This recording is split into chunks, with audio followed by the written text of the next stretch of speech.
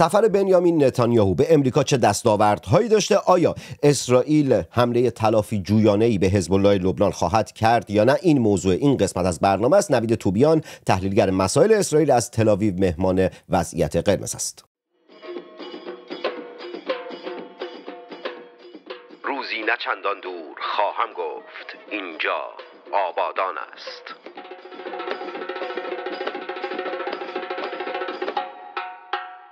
نوید توبیان از تل‌آویو. نوید، چه دستاوردهایی داشته سفر نتانیاهو به امریکا؟ محمد جان، سفر بنیامین نتانیاهو یک سفر به قول آمریکایی‌ها بای پارتیزان بود، یعنی هم حزب دموکرات و هم حزب جمهوری‌خواه از بنیامین نتانیاهو خواسته بودن که بیاد و در کنگره سخنرانی بکنه. طبق معمول و طبق سخنرانی‌های گذشته بنیامین نتانیاهو 58 نفر از اعضای حزب دموکرات که بیشتر طرفداران حماس و چپ پروگرسیو و افراطی حزب دموکرات هستند در این سخنرانی شرکت نکردند. سخنرانی 50 و اندی دقیقه طول کشید و بیش از 53 بار استندینگ اوویشن، یعنی کف زدن و همراه با ایستادن و ادای احترام بنیامین نتانیاهو از سوی نمایندگان کنگره رو به همراه داشت. سخنرانی که به باور بسیاری بر وجوه مشترک دو ملت آمریکا و اسرائیل تاکید گذاشته و اینکه هر دو خیرخواهیم و بر علیه شر مقابله می‌کنیم. یکی از نکاتی که شاید انتقاد بنیامین نتانیاهو نسبت به حزب دموکرات و عملکرد پرزیدنت بایدن میشه اون رو تعبیر کرد این بود که بنیامین نتانیاهو خواستار تسریع ارسال جنگ افزارهای دقیق و نقطه زن شد و گفت که باید کار رو هر چه زودتر تمام کرد.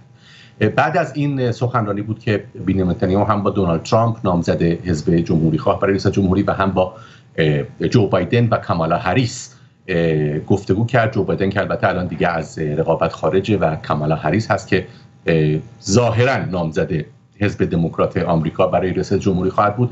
کامالا هریس در این گفتگو که بعداً بخشی از اون فاش کرد به تقاضای دولت کنونی ایالات متحده و توقف هرچه سریعتر جنگ و عملی کردن معامله برای تبادل ربوده شدگان اسرائیلی در ازای تروریست‌های حماس تاکید کرد.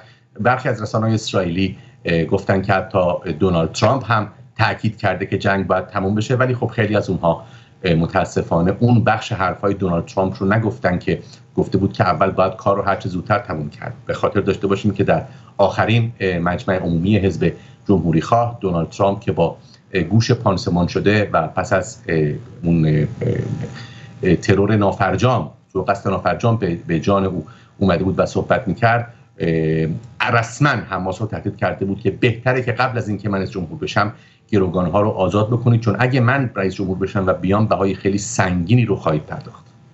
در حینی که بنیامین نتانیاهو در سفر بود، خب حزب الله با یک موشک ایرانی به یک زمین فوتبال حمله کرد. ساعتی پیش بنیامین نتانیاهو گفت که حزب الله باید تاوان بده، پاسخ سختی خواهیم داد. چه پاسخی خواهند داد؟ آیا باز پای ایران وسط کشیده خواهد شد یا نه؟ و اینکه فکر می‌کنی وارد یک جنگ تمام عیار با حزب الله بشه یا نه؟ این امکان که ممکنه پاسخ اسرائیل یک جنگ تمام عیار رو به دنبال داشته باشه وجود داره. حزب الله لبنان سوگلی و دست پرورده جمهوری اسلامی هست، برخلاف بقیه گروه‌های نیابتی جمهوری اسلامی که به قول معروف مثل دستمال کاغذ جمهوری اسلامی از اون استفاده میکنه و دور میندازه. حزب الله میشه گفت پیمانی ناگسستنی با جمهوری اسلامی داره و شاهد این امر وصلت‌های خانوادگی بین سران جمهوری اسلامی و اعضای حزب الله هست که البته دختر قاسم سلیمانی با پسر عضو شورای اجرایی سازمان تروریستی حماس که از این نمونه هاست. بله، راکتی که اصابت کرد یک زمین فوتبال در دهکده دروزینشین مجدلشمس بود که به کشته شدن 9 کودک و زخمی شدن بسیار به تعداد زیادی از شهروندان این دهکده انجامید. در بعضی تحلیل ها من خوندم که این عمل رو حزب الله عامدانه انجام داده به نیابت جمهوری اسلامی برای اینکه سعی داره که بیان دروزی ها که بعضی از اونها در سوریه و لبنان هستن و بعضی در اسرائیل تفرقه بیاندازه. به خاطر داشته باشیم که دروزی هایی که از اصول دینشون اینه که در هر کشوری که هستند باید به اون کشور وفادار باشن و در نتیجه دروزی‌های لبنان به لبنان وفادارند، دروزی‌های سوریه به بشار اسد و دروزی‌های اسرائیل به دولت اسرائیل. بسیاری از اونها در پست‌های بالای نظامی خدمت می‌کنند. ما حتی سرلشکر دروزی داشتیم و داریم و سیاستمداران و جامعه‌ای که واقعاً عهد برادری با کشور اسرائیل بسته. درباره واکنش طبیعتاً اسرائیل نمیگه که اگر بخواد واکنششون بده کجا رو خواهد زد و کی رو خواهد زد، ولی خب از طبق گزارش‌های رسانه‌های اسرائیلی از زمانی که این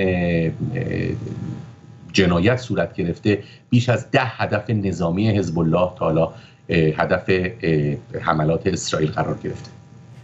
فکر میکنید که حزب الله کوتاه بیاد و چون الان جوامع بین الملل هم دارن اشاره میکنن و دارن پافشاری میکنن به خاطر قراردادهای سازمان ملل و اون چیزهایی که امضا شده و حزب الله امضا کرده، فکر میکنید که به پشت رودخانه باز خواهد گشت، کوتاه خواهد اومد، یا اینکه نه میسته تا وارد یک جنگ تمام عیار بشه؟ اگر قرار بود که حزب الله به قرارداد به قطعنامه 1701 سازمان ملل وفادار باشه تا حالا این کار رو انجام داده بود و به نظر میرسه که اگر فشار مؤثر از سوی ابرقدرت‌های جهانی به ویژه فرانسه که لبنان رابطه نزدیکی با فرانسه داره، به خاطر داشته باشیم که لبنان پیشتر تحت قیمومیت فرانسه بود و مسیحیای لبنان دو زبانه هستند، زبان فرانسه صحبت میکنن و زبان عربی به گویش لبنانی. تمام هم‌مقام کشورهای اروپایی و ایالات متحده که اسرائیل به بیروت حمله نکنه، چون حمله به بیروت طبیعتاً باعث بروز جنگ بسیار گسترده خواهد بود و ایالات متحده به ویژه دولت کنونی آمریکا و به ویژه کامالا هریس و جو بایدن آخرین چیزی که میخوان اینه که در بحبوحه رقابت‌های انتخاباتی و این کارزار یک جنگ منطقه‌ای و شاید تمام عیار داشته باشیم. چقدر فکر میکنی که اسرائیل این کار رو انجام بده؟ اصلا اسرائیل الان توانایی یک جنگ تمام عیار با حزب الله رو داره یا نه؟ چون به هر حال حزب الله خیلی گسترده تر، خیلی بزرگتر از گروه تروریستی حماس هست. فکر میکنی که آیا اگر قرار باشه پاسخی داده بشه قبل از نتایج انتخابات ریاست جمهوری در امریکا خواهد بود، یا اینکه اسرائیل حالا به بهانه‌های مختلف کشش میده تا تکلیف انتخابات ریاست جمهوری در امریکا مشخص بشه؟ اگر بخوایم به افکار عمومی اسرائیل توجه داشتیم، اسرائیل باید هر چه زودتر این حمله رو انجام بده. دروزی‌ها که ظاهراً و طبیعتاً حق هم دارن، خشمشون برافروخته شده به خاطر این جنایت حزب الله، خواهان سر حسن نصرالله هستند، نه کمتر و نه بیشتر. البته اسرائیل در حال حاضر با چند محدودیت مواجهه، به خاطر باید داشته باشیم که برخلاف شاه فقید ایران محمد رضا پهلوی که در زمان حکومت محمد رضا شاه پهلوی ایران سیاست همسو با حزب جمهوری خواه داشت و این به نوعی خشم و انتقاد حزب دموکرات آمریکا رو برانگیخت و نتایجش رو در فاجعه 1157 دیدیم. منظور من نیست که آمریکا شاه رو ساقط کرد، ولی خب یکی از عوامل عدم حمایت آمریکا و دیگر کشورها از حکومت پهلوی بود و اسرائیل باید بسنجه، باید طوری به نظر من عمل کنه که نه سیخ بسوزه و نه کباب، طوری عمل بکنه که هر دو حزب راضی باشن، به خاطر داشته باشیم که سفر اخیر بنیامین نتانیاهو به آمریکا به دنبال دعوت هر دو حزب جمهوری خواه و دموکرات انجام شد و باید فعلا دید که اسرائیل چه تدبیری میاندیشه. قدر مسلم اینه که فعلا اسرائیل در وضعیت آسونی به سر نمیبره. 10,000 نفر از شهروندان اسرائیلی ساکن شمال کشور الان در کشور خودشون آواره هستند، چرا که تمام مناطق مرزی اسرائیل تقریبا هر روز هدف راکت‌ها و پهپادهای حزب الله قرار میگیره و این آبادی‌ها الان عملاً تخلیه شده. نوید، از افکار عمومی صحبت کردی. داریم یعنی خبرهایی که منتشر شده در روزهای گذشته، تعداد سرباز 9 تا 10 تا سرباز به یکی از فرماندهان گروه تروریستی حماس تجاوز دست جمعی کردن که منتشر نشده که چگونه این اتفاق افتاده، ولی خبرهایی که منتشر شده این بوده که این فرمانده گروه تروریستی حماس الان در بیمارستان هست به خاطر جراحات ناشی از این فعل فیزیکی که انجام شده و رخ داده.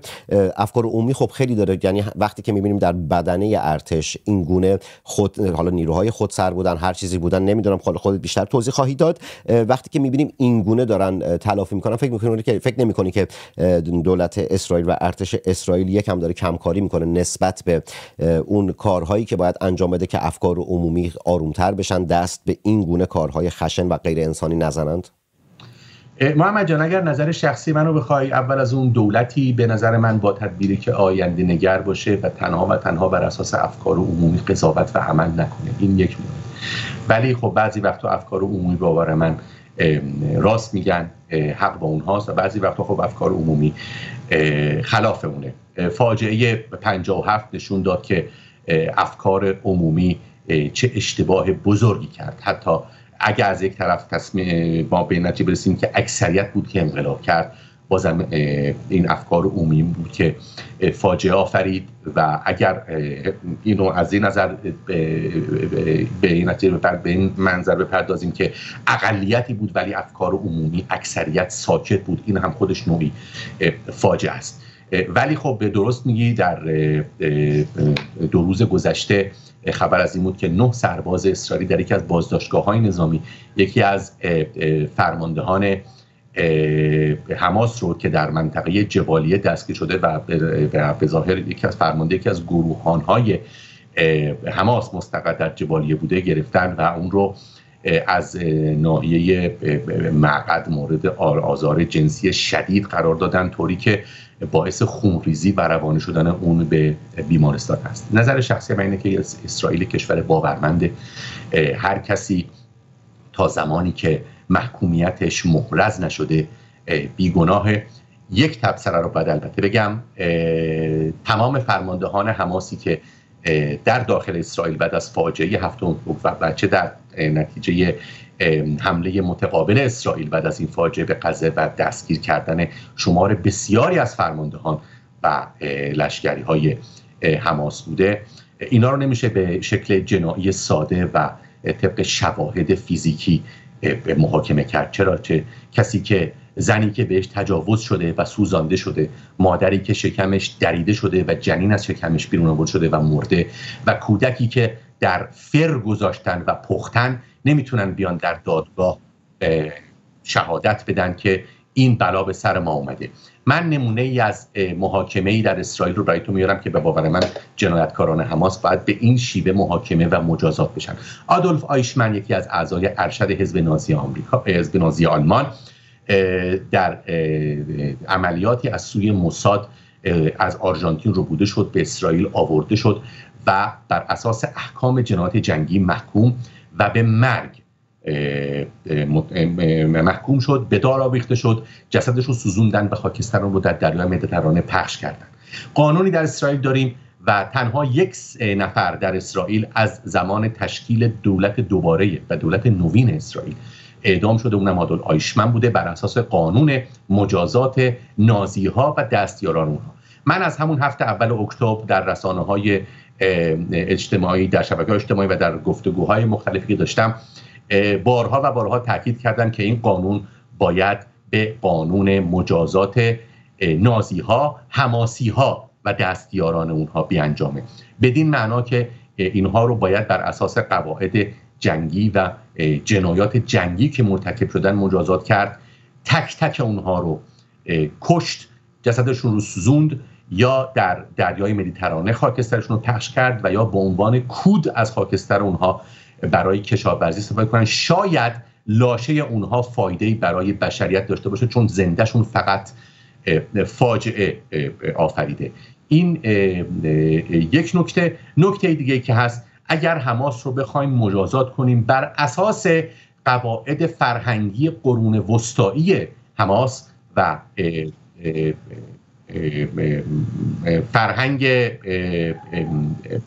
فرهنگ سنتی عرب من قصد اهانت به اعراب به شکل یک جامعه ندارم، ولی یکی از قواعد اعراب به خصوص در باریکه غزه، کرانه باختری، سوریه و لبنان اینه که برای زمین ارزش فوق‌العاده قائلن.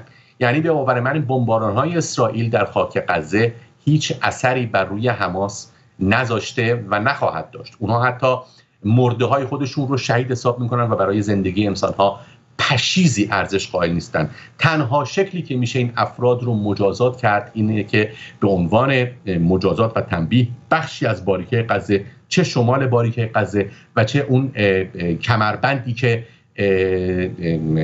بین میان حد فاصل غزه و خاک اسرائیل باید اشغال بشه و به تصرف اسرائیل در بیاد و رسما و طبق قانون ضمیمه اسرائیل بشه. آلمان نازی وقتی که حمله کرد بهای سرزمینی پرداخت. بخش زیادی از کشور آلمان از او بریده شد و به لهستان داده شد. این رو باید به خاطر داشته باشیم و ظاهراً این باید اینطور عمل بشه و عبرتی باشه برای بقیه که هر کسی که حمله میکنه باید این احتمال رو بسنجه که ممکنه بخشی از سرزمین و خاکش رو از دست بده برای همیشه.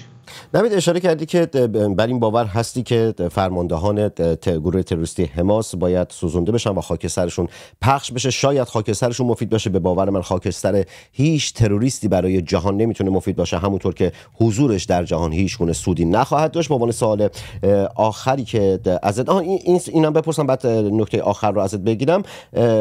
فکر میکنی خب الان دولت اسرائیل خیلی تحت فشار افکار عمومی است، از دو دسته کسانی که مخالف ادامه جنگ هستن و کسانی که عصبی هستن، خانواده هاشون بعد از گذشت چند ماه هنوز گروگان گروه تروریستی حماس هستند. از دو طرف افکار عمومی داره به دولت اسرائیل و ارتش اسرائیل فشار میاره. فکر میکنی که ارتش اسرائیل چه کار خواهد کرد؟ آیا برنامه‌ای داره واسه اینکه بتونه این فشار افکار عمومی حداقل یک طرف رو کمتر بکنه یا نه؟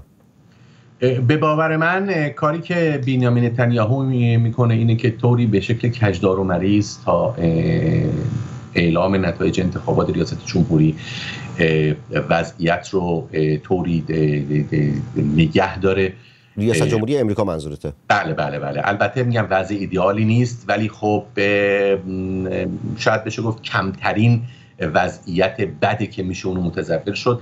اگر دونالد ترامپ بیاد و بر اساس وعده های انتخاباتی که داده بود، خودت اطلاع داری دونالد ترامپ به تمام وعده های انتخاباتیش عمل کرد غیر از 2 مورد یا 3 مورد. یکی تمام کردن دیوار حائل میان بخش جنوبی ایالات متحده و مکزیک و دوم زندانی کردن هیلاری کلینتون به عنوان یک مجرم. اگر به این ما باور داشته باشیم که دونالد ترامپ وعده‌های انتخاباتی خودش رو عملی خواهد کرد، پیروزی اون در انتخابات آینده میتونه واقعاً پشتوانه بزرگی برای اسرائیل باشه که دست کم در غزه کار رو یکسره بکنه. علی خامنه‌ای و مسعود پوزیده امروز با اسماعیل هنینه که یعنی اسماعیل هنینه برای مراسم تحلیف مسعود پوزیده به ایران سفر کرده بود، دیداری با علی خامنه‌ای و خود پوزیده داشته که پوزیده به تداوم حمایت جمهوری اسلامی از حزب الله و گروه‌های تروریستی نیابتی ایران مثل حماس و اینها به این موضوعات پرداخته. نکته پایانی اگر چیزی داری در این مورد یا کلا نکته پایانی داری میشنوم. نه، مردم ایران در اعتراضات اخیرشون رسما وضع رو روشن کردن، اینکه فلسطین سوریه مایه بدبختی، فلسطین رو رها کن، فکری به حال ما کن و اینکه پرچم فلسطین رو چی کار باید بکنی. این یک مورد. دوم اینکه اصلاح و البته اصلاح طلب اصولگرا دیگه تمام ماجرا، ضدیت با اسرائیل و حق ملت یهود برای تعیین سرنوشت خودش به عنوان یک ملت مقتدر نقطه مشترک اصلاح طلبها و اصولگراهای جمهوری اسلامی هست و از این بابت چه پوزیده بگه چه خامنه‌ای برای من هیچ تفاوتی نداره. زنده باد. به باور من هیچ تروریستی برای جهان مفید نیست، چه خاکسترش، چه حضورش، چه افکارش. ما باید تا جایی که میتونیم جهان رو خالی از جنگ و تروریست پروری بکنیم. لایک کنید، کامنت بذارید، در سوشال مدیا خودتون به اشتراک بگذارید. فقط من رو لایک و کامنت و اینا نکنید. ما بقیه برنامه ها و کانال هایی هم که در راستای اطلاع رسانی و ترویج فرهنگ ملی و ملیگرایی دارن فعالیت میکنن، همه رو حمایت کنید، فقط من رو حمایت نکنید. اگر مخاطب ما بقیه رسانه ها نیستید، تلاش بکنم، من دارم تلاش میکنم که فضایی رو ایجاد بکنم، فضایی رو درست بکنم که بتونم مابقی کانال های یوتیوبی رو هم به شما معرفی بکنم که بتونید از اونها حمایت کنید. ما باید بتونیم روز به روز صدامون رو بلند و بلندتر بکنیم. کسانی که بیرون از ایران هستن پایین سوپر چت و تانکس رو میتونن بزنن، از مجله تصویری سینما رکس میتونن حمایت مالی بکنن. کسانی که از طریق پیپال بخوان کمک کنن میتونن داخل توییتر و اینستاگرام دایرکت بدن تا مشخصات پیپال رو بهشون بدم. و اما در پایان، ملت شریف ایران، در دو بلاتون به جونم بخوره. ملت شریف ایران، بی قضا بلا باشید. ملت شریف ایران، مرواتون به همه روزه. جنگ زده تک تک شما. محمد تنگستانی هستم، شاعر و روزنامه نویسی که به زودی زود در شهر خودش آبادان و کشور خودش ایران برای شما برنامه خواهد ساخت و در ابتدای هر برنامه خواهد گفت اینجا آبادان است. علامتی که همتون میشنوید اعلام خطر یا وضعیت قرمز است و معنی و مفهوم آن این است که حمله هوایی انجام خواهد شد. محل کار خود را ترک و به پناهگاه بروید.